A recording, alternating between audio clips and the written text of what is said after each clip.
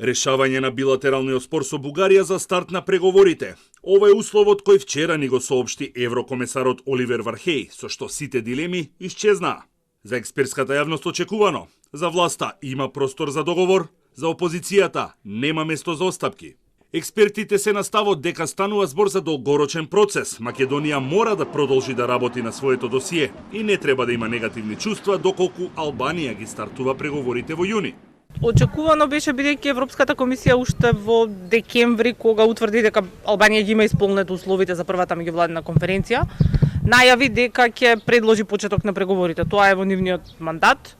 Дали земјите членки ќе донесат одлука за почетокот и за одржувањето на првата меѓувладина конференција, тоа е веќе друго прашање. Нам пред неколку години не ни одговараше под наводници да бидеме во тој пакет. Очигледно е дека нештата се менуваат.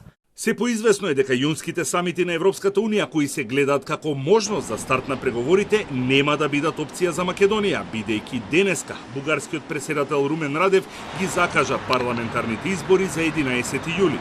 За премиерот Зоран Заев можност за договор има и тој очекува преговорите да продолжат и со преодната влада, која според него ќе ја сочинуваат истакнати политичари и личности во Бугарија.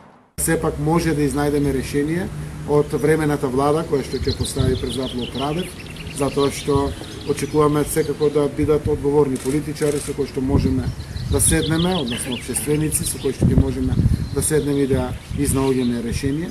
По цена на македонскиот идентитет и македонскиот јазик не ни треба да постави. Затоа што ќе бидеме прашани изгубена низ ветер. Кој тоа ќе влезе во Европска? Тоа сме го кажале секогаш. Така ги постигнавме и големите договори и досега, штитејќи нашата национална посебност, тоа е македонскиот јазик и македонскиот идентитет. Кацарска пак смета дека можноста за евентуално надминување на спорот пред одржување на парламентарните избори и формирање на влада во Бугарија е мала, бидејќи преодна влада никогаш не носи големи одлуки, а тука е јасниот став на претседателот Радев, Бугарската академија и декларацијата на Бугарското собрание.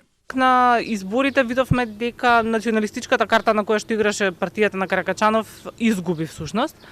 Така да не може да исклучиме дека може би имало некој исчекор, но мора да бидеме свесни дека на Бугарија предстојат и претседателски избори.